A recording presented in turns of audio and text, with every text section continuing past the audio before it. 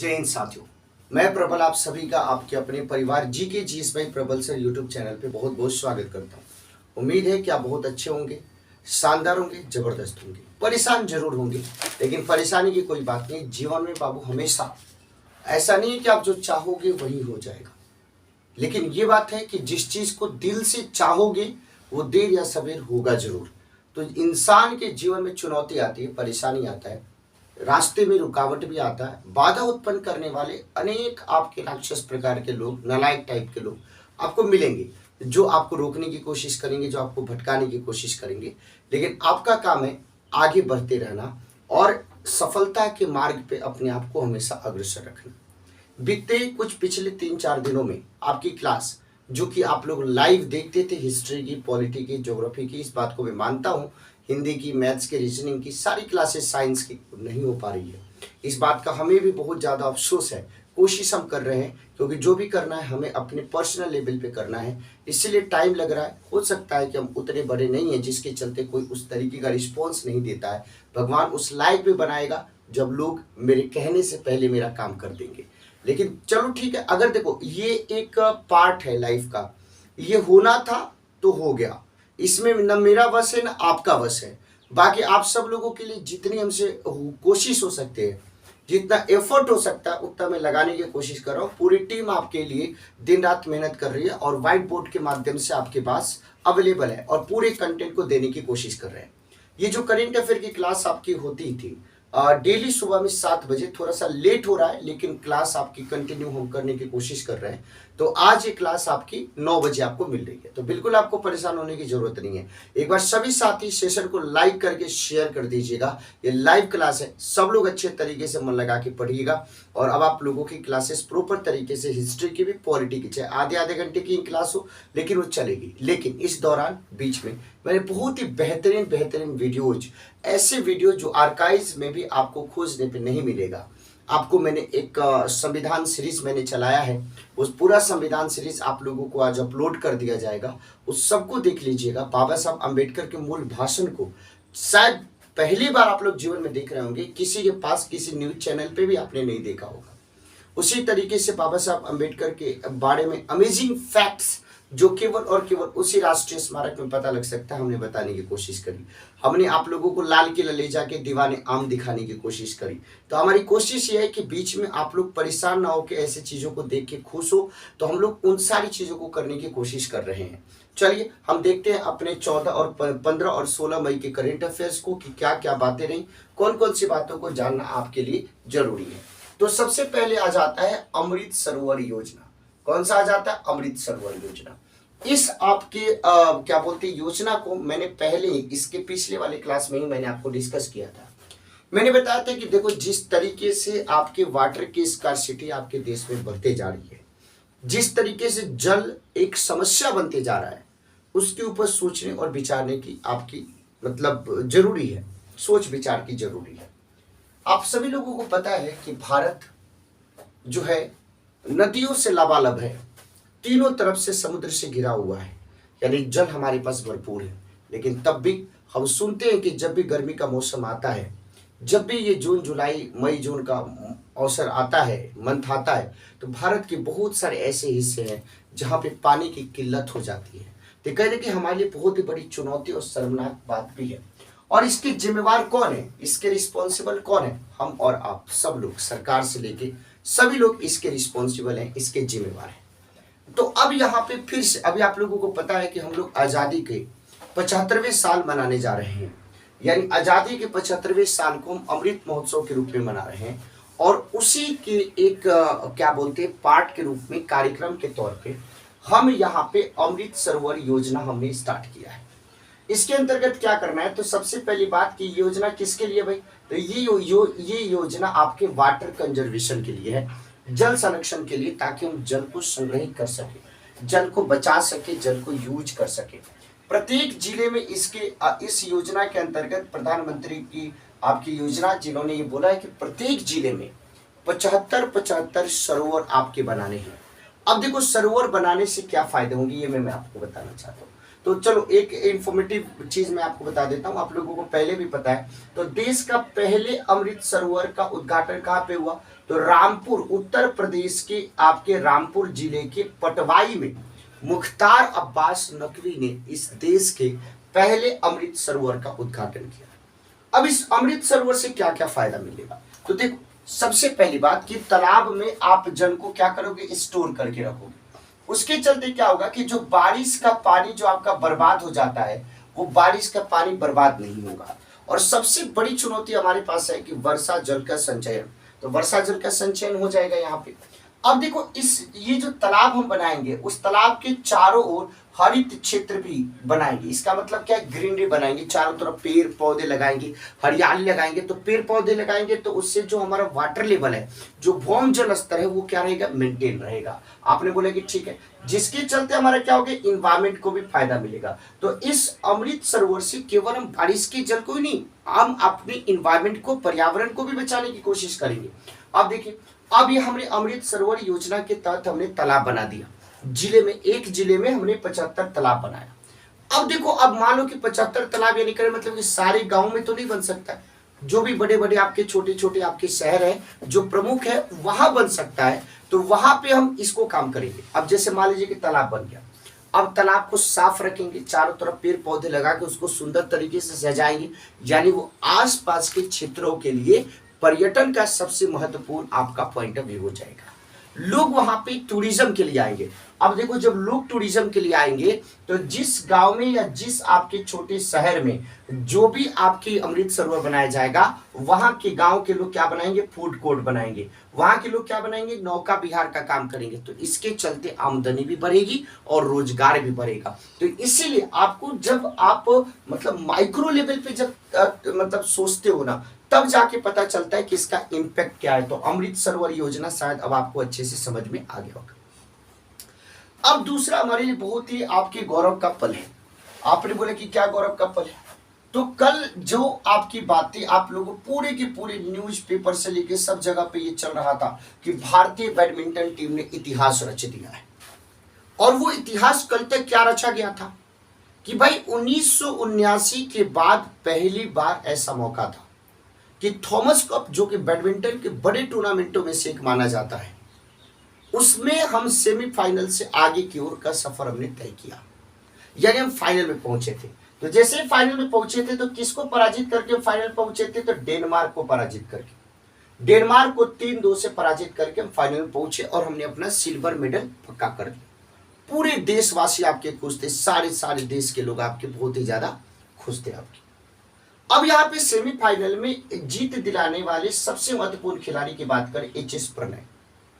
ये खेल के दौरान आपके चोटिल हो गए। अब इनसे खेला नहीं जा रहा था, लेकिन तब भी देश की बात थी।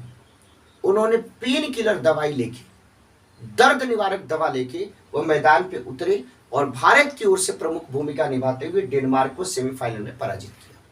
चलो, 1979 के बाद पहली बार भारत आपके थॉमस कप में सेमीफाइनल से आगे बढ़ा, फाइनल पहुंचा। अब फाइनल में मैं आपको बता देना चाहता हूं कि फाइनल में इंडिया और इंडोनेशिया के बीच में आपका फाइनल हुआ। अब इंडिया ने यहाँ पे इंडोनेशिया को पराजित करके रजत पदक से आगे का सफर तय कर लिया और क्या हासिल कर लिया भाई? गोल्ड मेडल हासिल कर दिया। तो 14 बार के चैंपियन इंडोनेशिया को भारतीय बैडमिंटन टीम ने थॉमस कप में पराजित करके थॉमस कप का विजेता बनने का सौभाग्य प्राप्त किया है। तो पूरे टीम प्रबल की तरफ से थॉमस कप के जो भी हमारे मेंबर्स हैं, जो भी हमारे खिलाड़ी हैं, या जो भी कोच है, जो भी स्टाफ है, उन सबके इस महत्वपूर्ण भूमिका के लिए, उन सबके इस ग्रेट एफर्ट के लिए, उन सबको भारत के सर को पूरे वैश्विक स्तर पे ऊंचा करने के लिए बैडमिंटन में टीम प्रबल की तरफ से बहुत बहुत बधाई और ढेर सारी शुभकामनाएं। ये दूसरा होगा। अब सब लोग सीबीएसई जानते होंगे, जरूर सब लोग सीबीएसई जानते होंगे। अब सीबीएसई का एक नया अपॉइंटमेंट हुआ है और चेयरपर्सन जो है, यानी सीबीएसई की जो प्रमुख है, वो किसको बना दिया गया है? तो निधि छब्बर को बना दिया गया है।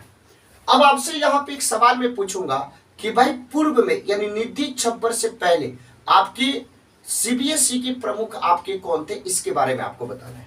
और ये सवाल आप लोगों को ऑफलाइन कमेंट में देना है कि सीबीएसई की प्रमुख अभी कौन बनी है? निधि छब्बर। निधि छब्बर से पहले कौन था, ये बताना है। अब चलो भाई, आए दिन आप सब लोग देखते हैं कि सुप्रीम कोर्ट में अलग अलग तरीके की याचिका आपकी डाली जा रही है।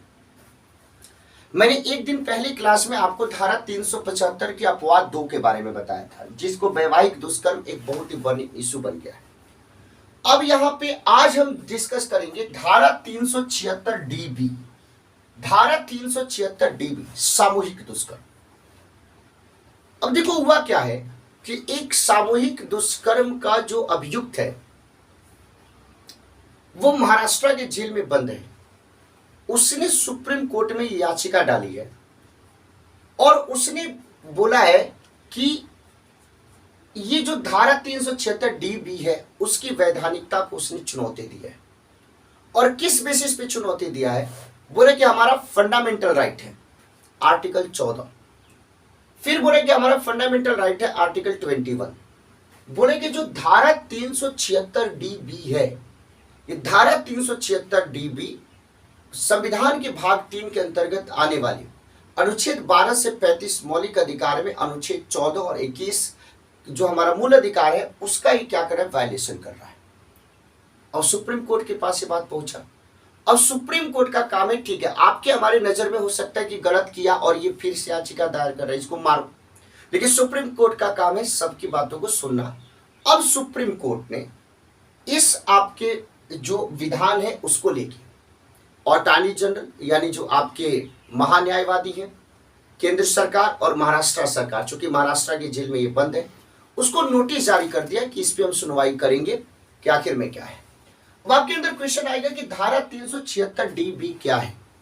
तो भाई 12 साल से कम उम्र की लड़की को, बालिका का अगर आप सामूहिक दुष्कर्म करते हैं तो मिनिमम जो, और आप उसमें दोषी पाए जाते हैं तो मिनिमम जो आपको सजा मिलेगा वो जीवन पर्यंत आजीवन कारावास, यानी आप जब तक नहीं मरोगे तब तक जेल में रहोगे, या मृत्यु दंड भी आपको दिया जाएगा और आपको जुर्माना भी भरना पड़ेगा। तो धारा 376 डीबी के अंतर्गत ये बात है, यही आपके प्रावधान है। और इसने भी 12 साल से कम उम्र की आपकी लड़की के साथ इसने दुष्कर्म किया, जिसके चलते इसको निचली जो कोर्ट है उसने मृत्यु दंड की फांसी दी। बाद में उसको अपग्रेड करके उसने अपील किया, जिसके चलते उसको अब जीवन पर्यंत कैद यानी मरते दम तक उसको क्या सुनाया गया भाई, कारावास की सजा सुनाई गई। तो 376 डीबी में यही बात बताया गया कि 12 साल की से कम उम्र की बच्ची से सामूहिक दुष्कर्म आप करते हैं और उसके दोषी पाए जाते हैं तो आपको मिनिमम जीवन पर्यंत कैद यानी मरते दम तक कारावास की सजा सुनाई देगी, और या आपको मृत्यु दंड और जुर्माना दोनों आपको भुगतना पड़ेगा। अब इस समाज की पता नहीं कि किस प्रकार की मानसिकता है, इस चीज को ना मैं बता सकता हूँ ना आप बता सकते हो। अभी मैं आज का न्यूज़पेपर आपके पढ़ रहा था, आज या कल का न्यूज़पेपर पढ़ रहा था, उसमें बताया कि एक राजस्थान में एक छोटी सी बच्चे जो 12 साल से कम उम्र की है, उसके पिता का देहांत हो चुका है, उसकी माँ मंदबुद्धि है, वो अपने नाना के साथ रहती थी।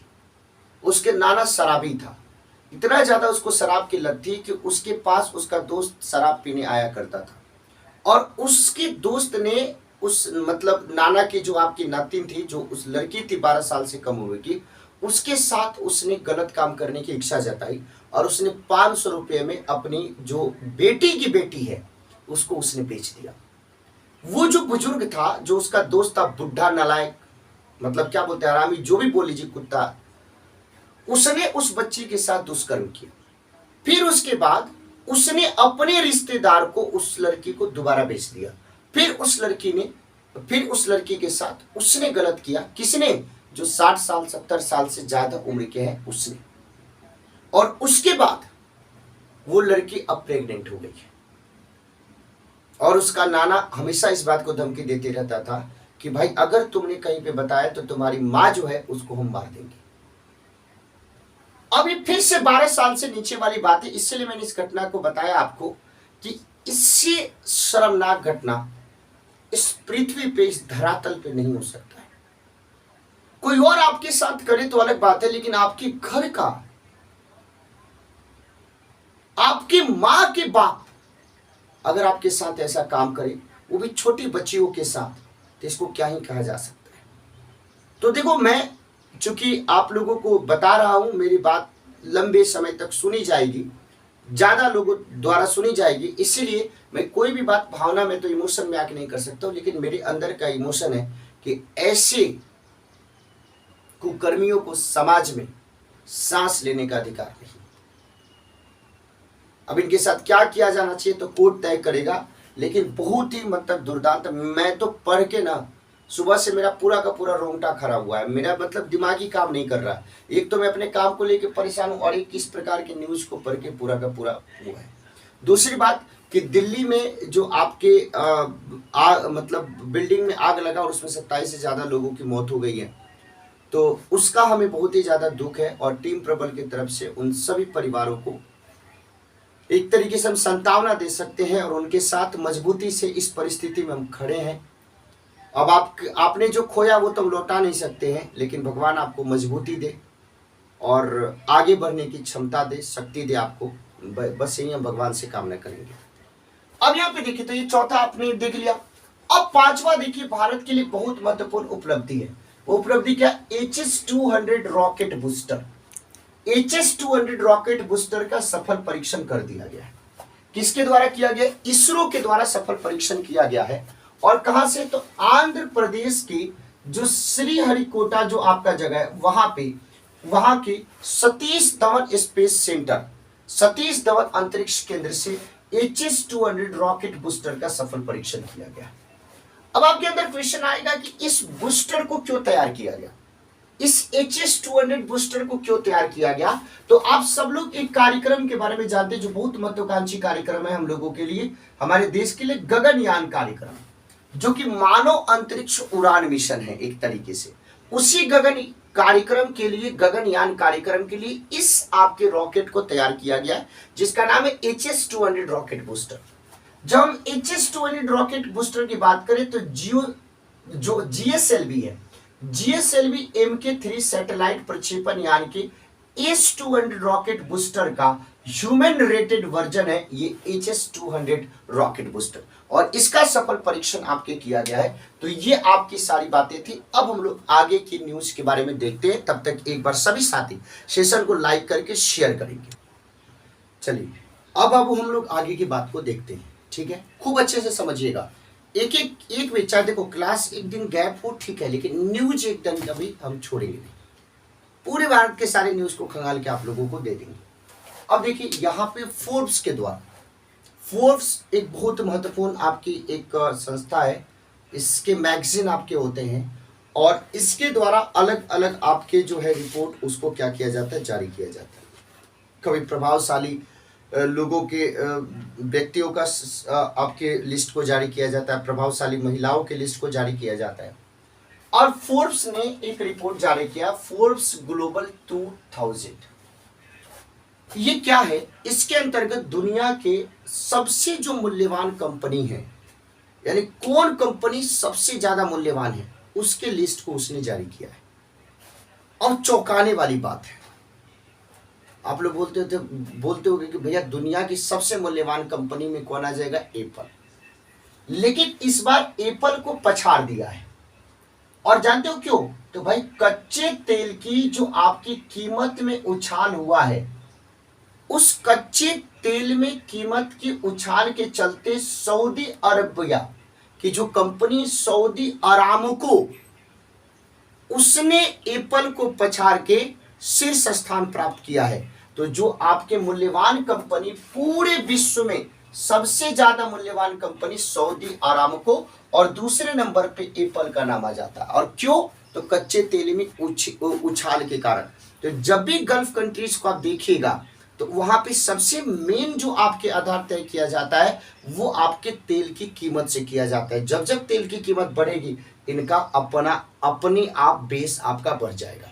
अब आपके अंदर क्वेश्चन होगा कि भैया भारत का कोई है कि नहीं? अब आपके अंदर होगा कि मुकेश अंबानी को पछाड़ के भारत में सबसे धनी व्यक्ति के रूप में गौतम अडानी आपके शामिल हुए। तो क्या गौतम अडानी की जो अडानी ग्रुप है वो आपके इसमें मूल्यवान कंपनी में शामिल हो गई? नहीं। अभी मैंने आप लोगों को बताया था कि रिलायंस आपके जो इंडस्ट्रीज है उसने बहुत बड़ी उपलब्धि एक ग्रहण करी थी, प्राप्त करी थी।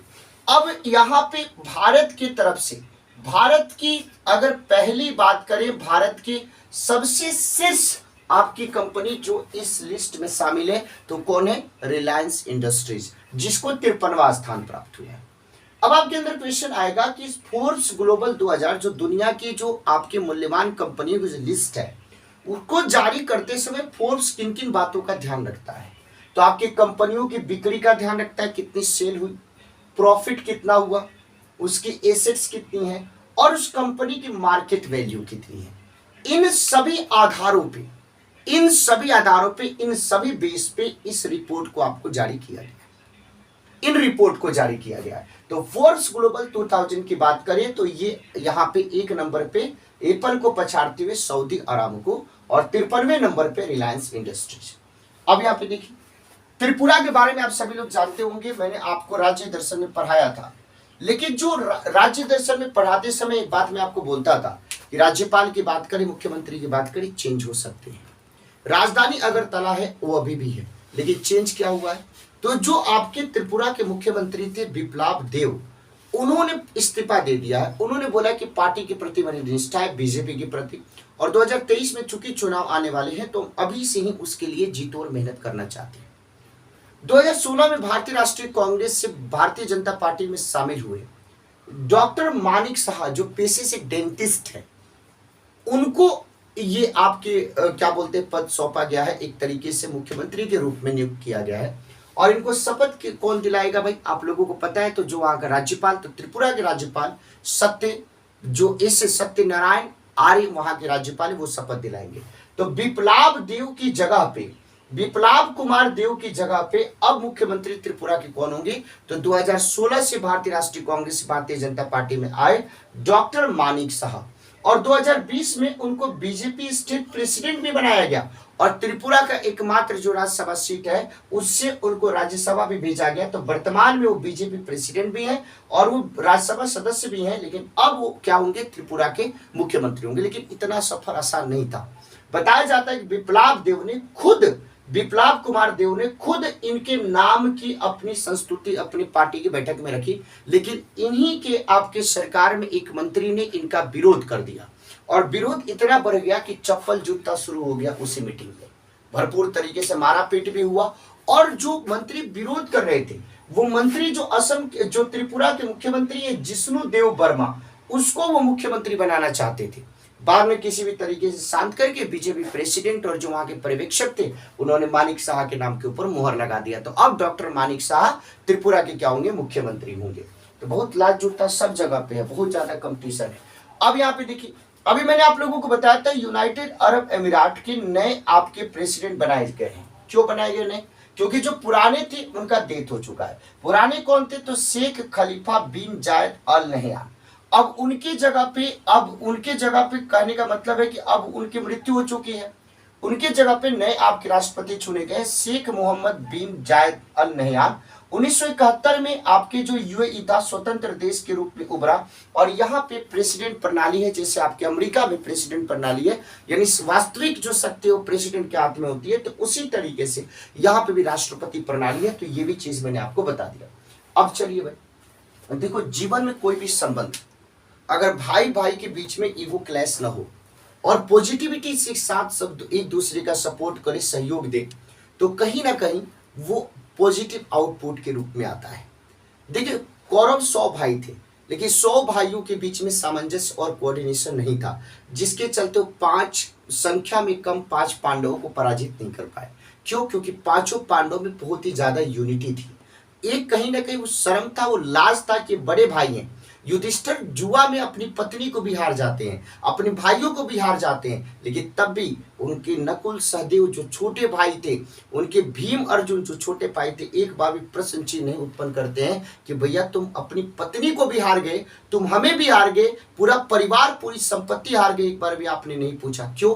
क्योंकि बड़े भाई की रिस्पेक्ट एक अलग तरीके से होती है, किसी भी आप पिता की रिस्पेक्ट एक अलग तरीके से होती है। तो सभी आपके जो रिलेशंस होते हैं उसके लिमिटेशन होता है, तो विश्वास उस संबंध को मजबूत बनाता है। वो शर्म, वो लाज, वो लिमिटेशन, वो बाउंड्री उस रिलेशन को स्ट्रॉन्ग करता है और कहीं ना कहीं आपको एक दायरे में रखता है, और जब तक एक दायरे में रहिएगा तब तक अच्छा रहेगा। आप देखो हम लोग कपड़ा क्यों पहनते हैं? कपड़ा क्यों पहनते हैं? हमें पहनने की क्या जरूरत है? हम बनियान भी पहनते हैं, बनियान के ऊपर टी शर्ट पहनते हैं, अंडरगारमेंट्स पहनते हैं, उसके ऊपर पैंट पहनते, नहीं पहनने की जरूरत। पहले के लोग नहीं पहनते थे।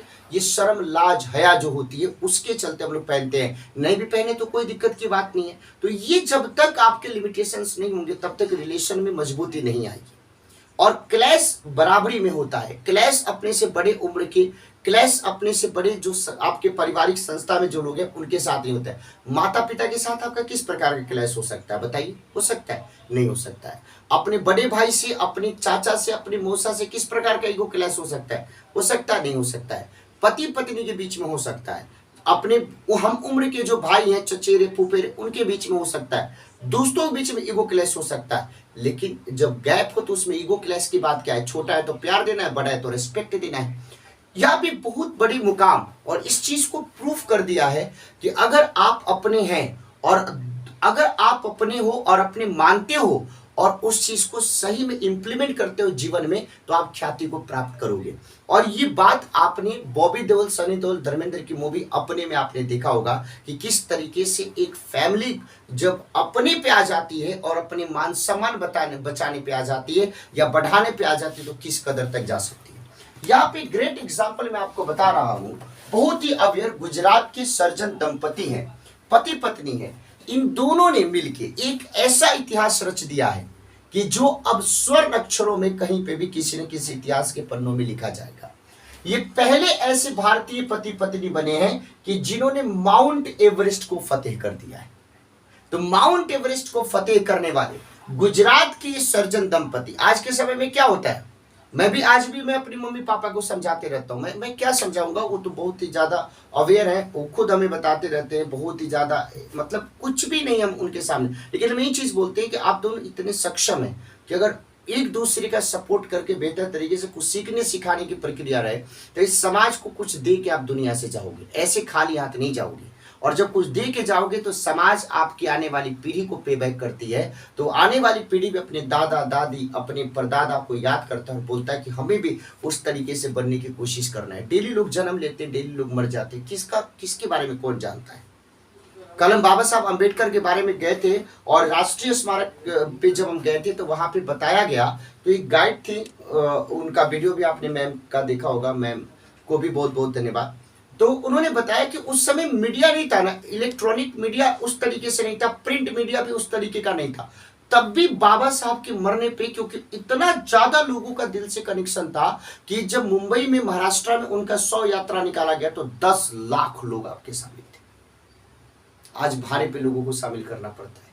तो आत्मीयता का संबंध एक अलग होता है। तो डॉक्टर हेमंत ललित चंद्र लेउआ, नाम क्या भाई? डॉक्टर हेमंत ललित चंद्र लेउआ और उनकी पत्नी डॉक्टर सुब्रहिबेन, इन दोनों ने ये इतिहास रचा है और प्रथम भारतीय पति पत्नी बने हैं जिन्होंने माउंट एवरेस्ट को फतेह कर दिया है। तो ठीक है भाई, जब अपने मिल जाते हैं तो रिलेशन स्ट्रांग बनता है, क्योंकि किसी और के साथ गांठ बन जाता है और गांठ किसी संबंध में बने तो वो एक। तो अब आगे के न्यूज के बारे में हम समझते हैं आपके पास। तो देखो, अभी मैंने आपको बताया, तो ये जो गुजरात के सर्जन आपके दंपति थे, दोनों के दोनों पति पत्नी डॉक्टर हैं और उन्होंने ये पहले भारतीय पति पत्नी बने हैं जो दुनिया की सबसे ऊंची जो आपकी चोटी है उसको उन्होंने फतेह किया है। अब देखो, जब हम हाईएस्ट पीक की बाबू बात करते हैं, जब हम बात करते हैं, जब दुनिया की सर्वोच्च चोटी की जब हम बात करते हैं तो इसमें एक नंबर पे तो माउंट एवरेस्ट आ जाता है। अब देखो, दूसरे नंबर पे कौन आता है, ये भी मैंने आपको क्वेश्चन दिया था। तीसरे नंबर पे कौन आ जाता है? कंचनजंगा, ये भी मैंने आपको बताया था। अब चौथे नंबर पे कौन आ जाता है, उस आपको पर्वत का नाम बताना है। तो दूसरा सवाल आपके ऑफलाइन कमेंट का हो गया। दूसरा सवाल आपको ऑफलाइन कमेंट में बताना है कि जब दुनिया की सर्वोच्च चोटी की बात करते हैं, जब दुनिया के हाईएस्ट पीक की बात करते हैं, सर्वोच्च चोटी की बात करते हैं, तो उस सर्वोच्च चोटी की श्रेणी में सबसे ऊपर तो माउंट एवरेस्ट आ गया, जो नेपाल में स्थित है, सागर माथा कहते हैं। और उसके बारे में नवीन जो वैज्ञानिक अध्ययन है वो ये बताता है कि वो दिन पर दिन जो उसकी ऊंचाई है वो बढ़ते जा रही है। आप सब लोगों को पता है। तीसरे नंबर पे कंचनजंगा। अब आप लोगों को फील करना है, आप लोगों का होमवर्क है, इसको याद रखिएगा। एक दूसरे नंबर पे कौन है और चौथे नंबर पे कौन है। अब चलिए, मैंने आपको बताया, अब यहां तक की सारी बातें पढ़ लिए थे। अब हम लोगों को नेक्स्ट आपके न्यूज के बारे में समझना है। ये आ जाता है मुफ्त नाश्ता योजना। आप सभी साथियों को पता होगा कि भारत सरकार की सर्व शिक्षा अभियान के तहत बहुत ही महत्वपूर्ण आपकी एक योजना है, कार्यक्रम है मध्याह्न भोजन योजना, जिसको मिड डे मील कहते हैं। अलग बात है कि उसके बारे में पॉजिटिव निगेटिव सभी चीजों को बताया जाता है। बहुत सारे लोगों का ये मानना है कि मध्याह्न भोजन योजना आने के चलते जो शिक्षक है वो मध्याह्न मिड डे मील में ज्यादा संलिप्त रहते हैं और उसमें कहीं ना कहीं करप्शन भी आपको देखने को मिलता है, जिसके चलते बच्चों की पढ़ाई कहीं ना कहीं बाधित हो। लेकिन सरकार की क्या मंशा थी? सरकार की मंशा थी मिड डे मील के तहत कि जैसे क्या होता था कि फर्स्ट हाफ में बच्चे आए पढ़ने के लिए और सेकेंड हाफ से पहले जब लंच होता था तो वो खाने के लिए चले जाते थे घर पे और दोबारा वो वापस विद्यालय में नहीं आते थे। तो बच्चों को विद्यालय में रोकने के लिए विद्यालय में ही मध्याह्न भोजन की व्यवस्था की गई। तो पहला बात तो ये था। दूसरा, मध्याह्न भोजन के पीछे ये बताया जाता है कि बहुत गरीब गरीब के बच्चे होते थे, तो जिनके मम्मी पापा क्या करते थे, काम पे जाते थे, तो उनके साथ उनके बच्चे भी चले जाते थे, वहां पे खाना वाना मिल जाता था, तो बिना खाए विद्यालय कैसे आ सकते थे। तो उनको ये बात बताया गया कि देखो आप विद्यालय आइए, आपको भोजन भी मिलेगा, भोजन के साथ साथ हम आपको शिक्षा भी अवेलेबल कराएंगे, यानी फूड भी अवेलेबल कराएंगे, एजुकेशन भी आपको अवेलेबल कराएंगे, दोनों चीजें आपको प्रोवाइड हम करेंगे, तो आप विद्यालय आइए। अब तो मध्याह्न भोजन का कॉन्सेप्ट तो पूरे भारत में है। अब यहाँ पे तमिलनाडु गवर्नमेंट के द्वारा एक नया पहल शुरू कर दिया है, नया पहल शुरू कर दिया गया है। तो तमिलनाडु सरकार में अगर बात करें, मुख्यमंत्री की बात करें तो एम.के. स्टालिन आपके क्या मुख्यमंत्री हैं। अब इन्होंने एक योजना स्टार्ट कर दिया कि मध्याह्न भोजन तो रहेगा ही, यानी बच्चों को जो लंच मिलता है दोपहर में वो तो मिलेगा ही, अब उसके साथ मुफ्त नाश्ता योजना, क्योंकि बच्चे जल्दी स्कूल आने के चक्कर में क्या करते हैं, नाश्ता करना भूल जाते हैं। और देखो आपकी जो दैनिक जो दिनचर्या है, जो रूटीन है आपका, वो अप्रोपर तरीके से होना चाहिए, डाइट का विशेष ध्यान रखना चाहिए, तभी आप कुछ काम कर पाओगे। नाश्ता भी करना है, लंच भी करना है, डिनर भी करना है, तीनों चीजें जरूरी है। तो तमिलनाडु सरकार ने बच्चों के लिए मुफ्त नाश्ता योजना भी कर दिया है कि बच्चे चूंकि नाश्ता छोड़ देते हैं स्कूल आने के चक्कर में जल्दीबाजी में, तो अब वो नाश्ता भी उनको विद्यालय में मिलेगा और दोपहर के बाद उनको भोजन भी मध्याह्न भोजन के अंतर्गत भोजन भी मिलेगा। अब आ जाता है एक बहुत ही महत्वपूर्ण अपॉइंटमेंट आ जाता है पूरे वैश्विक स्तर पे, एक ऐतिहासिक आपके अपॉइंटमेंट आ जाता है। तो कैटलिन नोवाक का नाम आ जाता है। ये कैटलिन नोवाक का नाम आखिरकार चर्चा में क्यों आ गया? तो जब हम कैटलिन नोवाक की बात करें तो कैटलिन नोवाक हंगरी आप सभी लोग जानते होंगे। अब आप सब लोगों को एक होमवर्क में और आपको देना चाहता हूँ। वो होमवर्क में आपको क्या देना चाहता हूँ कि जो हंगरी है उस हंगरी की आपकी कैपिटल क्या है, उस हंगरी की कैपिटल क्या है, ये आपको होमवर्क के तौर पे आपको बताना है। हंगरी की कैपिटल कौन सा है, होमवर्क के तौर पे आपको बताना है। तो हंगरी की पहली महिला प्रेसिडेंट बनी है।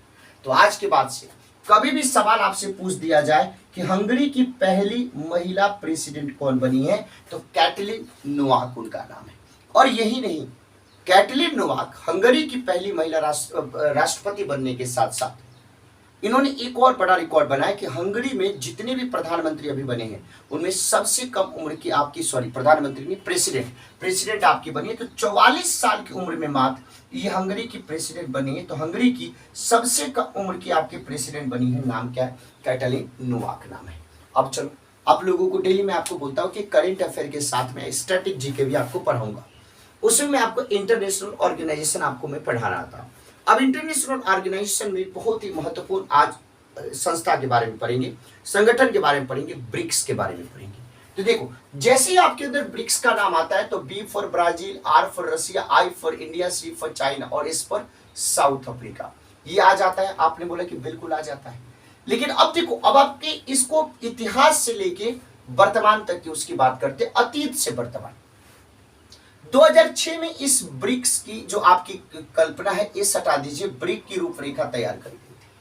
तो 2006 में जो सदस्य देश इसमें शामिल थे उसमें ब्राजील था, रशिया था, इंडिया था और चाइना था, यानी 1 2 3 4 इन चारों देशों के विदेश मंत्रियों के द्वारा एक आपके संगठन की रूपरेखा तैयार करी गई और उसी संगठन को क्या बोलते हैं, ब्रिक कहा जाता है।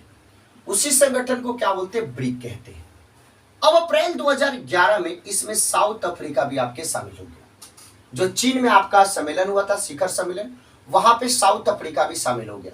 तो इस तरीके से ब्रिक में जब इस आपके शामिल हो गया तो ब्रिक में एस के शामिल होने से क्या बन गया आपके, तो ब्रिक में एस के शामिल होने से ब्रिक्स बन गया। तो यहाँ पे कॉन्सेप्ट, यहाँ पे देखो ब्रिक पहले और 2011 के बाद क्या देखने को मिलता है, ब्रिक्स देखने को मिलता है। आपने बोला कि बिल्कुल सही बात है। अब ये ब्रिक्स का प्रत्येक साल आपके सालाना बैठक होता है, तो जो भी इसके सदस्य देश हैं उन्हीं में आपके होता है। तो पहला 2009 में बैठक हुआ था कहाँ पे, तो याकेटीरिनबर्ग में हुआ था जो कि रशिया में स्थित है। दूसरा 2010 में हुआ था ब्रासीलिया में हुआ था जो कि ब्राजील में स्थित है। अब देखो 2021 में कहां पे हुआ, तो 2021 में इसकी मेजबानी किसने किया, इंडिया ने किया। अब इसके बारे में बताऊंगा। 2022 में इसकी मेजबानी कौन करेगा, तो चीन। तो 2022 में कहां पे प्रस्तावित है, चीन। इस ब्रिक्स के द्वारा एक बैंक बनाया गया जिसको न्यू डेवलपमेंट बैंक बोलते हैं। तो ये किसके द्वारा विकसित है, तो न्यू डेवलपमेंट बैंक आपके ब्रिक्स के द्वारा विकसित है। अब देखो ब्रिक्स क्यों महत्वपूर्ण है आपके लिए और हमारे लिए, और हम उसमें हैं तो हमारे लिए क्या फायदा बनता है।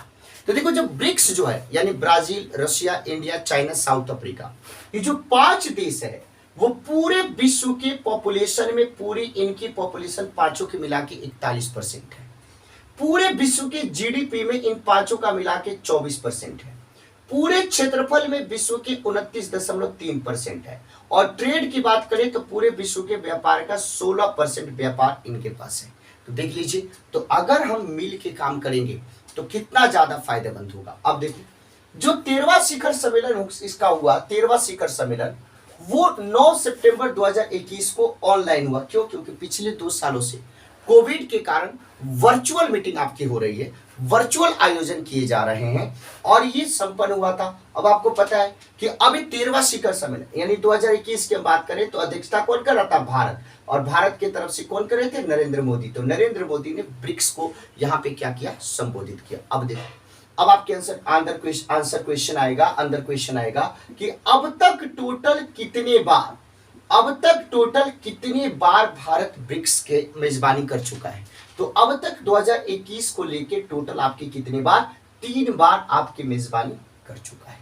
तो ये पूरा का पूरा आज का current affair with static GK था, जिसमें हमने ब्रिक्स के बारे में भी समझाया, जिसमें मैंने 2 दिनों के करेंट अफेयर के बारे में भी आपको समझाया, जिसमें मैंने आपको कुछ होमवर्क भी दिया। जिसमें होमवर्क क्या था कि जो विश्व की सबसे ऊंची चोटी है उसमें से दूसरी सबसे ऊंची चोटी कौन है ये बताना है, चौथी सबसे ऊंची चोटी कौन है ये बताना है। उसके बाद मैंने आप लोगों को और क्या बताया था, और क्या हम लोगों ने दिया था क्वेश्चन, मैं भूल गया, लेकिन आप लोग याद रखिएगा कि कौन सा दिया था। ठीक है, आप लोग याद रखिएगा उसको।